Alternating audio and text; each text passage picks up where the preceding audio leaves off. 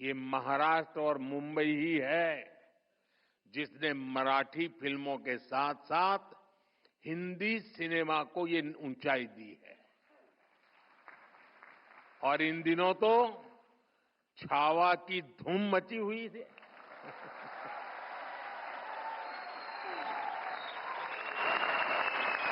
नमस्ते। आप सभी से अनुरोध है कि कृपया हमारे चैनल को सब्सक्राइब करें, वीडियो को लाइक करें, शेयर करें। भाइयों बहनों, हमारा देश बदल रहा है, तेजी से बदल रहा है। आज की घटना है नई दिल्ली में बाबर रोड, हुमायूं रोड और शाहजहां रोड के जो साइनेजेस थे उन पर कुछ लोगों ने जाकर काली स्याही पोत दी और काली स्याही पोत के उसके ऊपर छत्रपति शिवाजी महाराज की जय के पोस्टर लगा दिए। अब यह एक बड़ी विडंबना है कि हमारे जो ब्राउन साहब थे और जिन्होंने नेगोशिएट करके और चमचागिरी करके अंग्रेज़ों से ट्रांसफ़र ऑफ पावर लिया, उन्होंने उनको यह पूरी तरह से यह प्रॉमिस किया, उनसे वादा किया कि वे पूरी तरह से जो कॉलोनियल नैरेटिव है उसको चलाते रहेंगे। और कॉलोनियल नैरेटिव का जो सबसे प्रमुख जो आसंग था, स्तंभ था, वो ये था कि भाई किसी भी हिंदू योद्धा की प्रशंसा नहीं होगी, हिंदुओं को सदैव पराजित बताया जाएगा, हिंदुओं को सदैव पिछड़ा बताया जाएगा, हिंदुओं को सदैव अंधविश्वासी बताया जाएगा, हिंदुओं के माथे पर अलग अलग तरह के कलंक थोपे जाएंगे, जैसे कि सती प्रथा का कलंक, जैसे कि अस्पृश्यता का कलंक, ये सब उनके माथे पर चिपका के और बिल्कुल फिक्स कर दिया जाएगा, जिससे कहीं भी हिंदू जाए पूरे विश्व में उसके माथे पर ये लिखा हुआ बोलता रहे। और ये हमारे नेहरू जी ने बिल्कुल फेथफुली, बिल्कुल जिसको कहते हैं आज्ञाकारी बच्चे की तरह इसको निभाया। और उसका पुरस्कार हमें ये मिला कि साहब आप ये देखें कि नई दिल्ली में आपको जितने भी आक्रांता हैं उनके सबके नाम पर आपको रोड्स मिल जाएंगी, सड़कें मिल जाएंगी। जैसे कि जो सबसे गंदे हुए हैं ना, जो तुगलक और लोधी, तो आपको तुगलक रोड भी मिल जाएगी, आपको लोधी रोड भी मिल जाएगी, लोधी गार्डन भी मिल जाएगा, आपको फिरोज शाह रोड भी मिल जाएगी, सब कुछ मिल जाएगा। पता नहीं वो बेचारा मोहम्मद बिन तुगलक जो थोड़ा सा प्रोग्रेसिव था, प्रगतिशील था, और जिसने सैयद और सूफियों को भी अपराधों के लिए दंड देने का एक विधान बनाया था, उसको इन फारसी और मुग़ल और ये इस्लामी जितने भी साहित्यकार और रचनाकार और इतिहासकार हुए हैं, उन्होंने उसको पागल करार कर दिया, क्योंकि उसने जो है वो कुछ इस्लाम का जो एक विशेषतावाद या सर्वश्रेष्ठतावाद था उस पर चोट करने का प्रयास किया। खैर, तो बात यह है कि साहब मुग़लों में आपको हर एक का मिल जाएगा। आपको साहब बाबर रोड भी मिल जाएगी, हुमायूं रोड भी मिल जाएगी, अकबर रोड भी मिल जाएगी, और जहांगीर रोड भी मिल जाएगी, शाहजहां रोड भी मिल जाएगी। कुछ दिनों पहले तक औरंगज़ेब रोड भी थी, लेकिन औरंगज़ेब चूँकि सबसे अधिक दुष्ट था, तो औरंगज़ेब रोड के प्रति लोगों में इतनी अधिक वितृष्णा थी कि औरंगज़ेब तो इनको हटाना पड़ा। और ये कार्यक्रम हमारे तारिक फ़तेह साहब ने आरंभ किया था।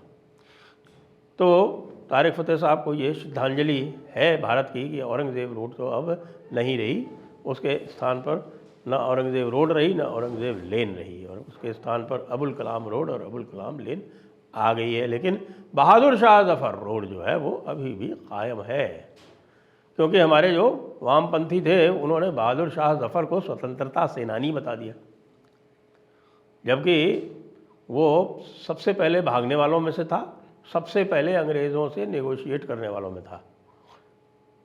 लेकिन अब आप ये देखें कि छावा का ये सेंटिमेंट है जो आपने देखा, ये जो भी आप देख रहे हैं वो छावा ने उद्वेलित किया है। यह छावा भी कब बनी? छावा बनाने वाले जो इंटेलेक्चुअल्स हैं या जो फिल्म मेकर हैं, या जो भी राइटर हैं उनको उद्वेलित किया हमारे और आप जैसे लोगों ने, जब हमने इस इतिहास की विकृतियों को रेखांकित करना आरंभ किया और इतिहास को सुधारना आरंभ किया, इसके बारे में बात करनी आरंभ की, और जिसके ऊपर जयपुर डायलॉग्स पर आप अनेकों वीडियोस देख सकते हैं। तो धीरे धीरे विचार विमर्श आरंभ हुआ, नैरेटिव बना और पुराने नैरेटिव्स को खंडित करना आरंभ किया। अभी हमने पुणे में जब समिट किया था तो यही बात आई थी कि साहब किस प्रकार से छत्रपति शिवाजी महाराज का जो इतिहास है वो कितना पीछे रह गया, कि उनकी जो समकालीन रचना थी मराठी संस्कृत में कवींद्र परमानंद जी की श्री शिव भारत, उस श्री शिव भारत का मराठी में अनुवाद करने में साहब आप ये देखिए कि 1880 में श्री चरणों को प्राप्त हुए थे छत्रपति शिवाजी महाराज, और 1680 में, और उसके बाद 248 वर्ष लग गए। 1928 में जाकर उसका मराठी अनुवाद प्रकाशित हुआ, और हिंदी अनुवाद तो हमने भी 2 साल पहले कराया है। तो हम अपने वीरों की गाथाएं भी नहीं कह सकते थे इस देश में। छावा ने वो उस गाथाओं की जो बात होती है उसको एक कदम आगे ले गया। एक कदम आगे क्या ले गया? फिल्मों का बहुत प्रभाव पड़ता है। जिसमें हम बात करते हैं कि साहब बॉलीवुड ने पूरी तरह से भारतीयों को अपने एक आत्मग्लानि में डुबोने में पूरा अपना रोल निभाया, पूरा पात्र निभाया, नेहरू जी की कृपा से, इंदिरा जी की कृपा से। 1983 में राष्ट्रीय एकता परिषद की मीटिंग होती है और उस मीटिंग में यह संकल्प लिया जाता है, और उस संकल्प जो है वो बाद में सारे प्रदेशों को यह भेजा जाता है, निर्देश भेजे जाते हैं कि शिवाजी महाराज को गौरवान्वित या महिमा मंडित ना किया जाए, क्योंकि उससे अल्पसंख्यकों में यानी मुसलमानों में गलत संदेश जाता है। लेकिन कितना परिवर्तन हो गया है कि कल नई दिल्ली में 98वां मराठी साहित्य सम्मेलन था। उस मराठी साहित्य सम्मेलन में श्री शरद पवार भी पधारे थे, और उसका उद्घाटन माननीय प्रधानमंत्री श्री नरेंद्र मोदी ने किया। और ये भी एक, मैं कहूँगा कि एक अजीबोगरीब घटना है कि उसमें शरद पवार जी को भी बुलाया गया, जिन्होंने मराठी साहित्य को नष्ट करने में और मराठी साहित्य को पूरी तरह से वामपंथी विचारधारा से ओतप्रोत करने में पूरा एक अपना किरदार निभाया है। लेकिन प्रधानमंत्री जी ने भी वहाँ पर छावा का उल्लेख किया। जी, विमर्श न केवल बदल रहा है, बदल गया है। और जनता में क्या रिस्पॉन्स है साहब? छावा जो है शुक्रवार तक 243 करोड़ का बिजनेस भारत में और 67 करोड़ का बिजनेस भारत के बाहर कर चुकी थी, अर्थात 300 करोड़ रुपए का बिजनेस वो कर चुकी थी। और ये फर्जी आंकड़े नहीं हैं, ये ब्रह्मास्त्र और पठान जैसे आंकड़े नहीं हैं, जिनको कि फर्जी तरीके से कॉरपोरेट बुकिंग करके, ग्रुप बुकिंग करके और उनको सफल बनाया गया। और उनकी स्थिति ये हुई कि वो तो बताया गया कि साहब 1000 करोड़ का आंकड़ा पार कर चुके हैं, लेकिन जो पीवीआर वगैरह जो उनको दिखा रहे थे, जो थिएटर चेन्स उनको दिखा रही थी, उनके शेयर डूब गए। तो ये फर्जी वाला आंकड़ा नहीं है, ये असली वाला आंकड़ा है। और ये जो 3 आपकी जो फिल्में आई हैं, विशेषकर से आप देखें दी कश्मीर फाइल्स, दी केरला स्टोरी और ये अब ये छावा, इन तीनों ने जो ये एक धार चली हुई है, जो ये बयार चली हुई है हमारे इतिहास को सच्चाई में, सच्चे इतिहास को दिखाने की, सच्चे इतिहास को सामने लाने की, उस आंधी को सुनामी में बदल दिया है। और अब आपको ये भी आप शुभ समाचार बता दें कि अब छत्रपति शिवाजी के ऊपर अब ऋषभ शेट्टी फिल्म बना रहे हैं, जो 2027 के आरंभ में रिलीज़ होने वाली है। जनवरी 2027 की उन्होंने डेट दे दी है। अब छत्रपति शिवाजी महाराज के ऊपर जब फिल्म बनेगी और उसमें दिखाया जाएगा कि औरंगा का कैसे मानमर्दन हुआ। औरंगा यानी औरंगज़ेब, उसको महाराष्ट्र भर में औरंगा बोलते हैं, क्योंकि वो औरंगज़ेब आलमगीर जैसा कोई अच्छा नाम जो है वो डिज़र्व ही नहीं करता। वो बिल्कुल उसके लायक नहीं।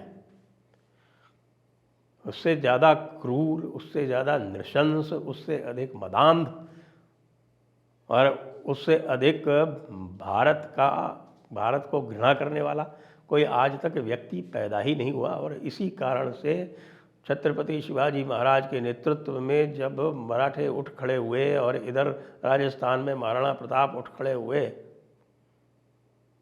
महाराणा प्रताप तो अकबर के समय में ही उठ खड़े हुए थे, औरंगजेब के समय महाराणा राज सिंह ने इनको पराजित किया, औरंगजेब को, और मराठों ने इनको पराजित किया औरंगजेब को बार बार दक्कन में, यानी जिसको आजकल हम महाराष्ट्र कहते हैं।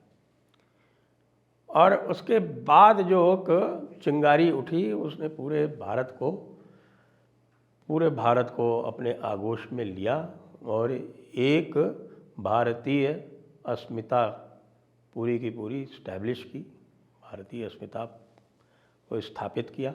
भारतीय अस्मिता को स्थापित इस तरह किया कि आप देखिए संभाजी महाराज का जो छावा है उसको देख के लोगों में कितनी उद्वेलना है, कितना उद्वेलित हो रहे हैं लोग, इतना उद्वेलित हो रहे हैं कि उन्होंने न केवल थिएटर भर दिए, अब ये सब जगह अब मांग उठने लगी है कि ये जो फर्जी इतिहास है इसको बदलो।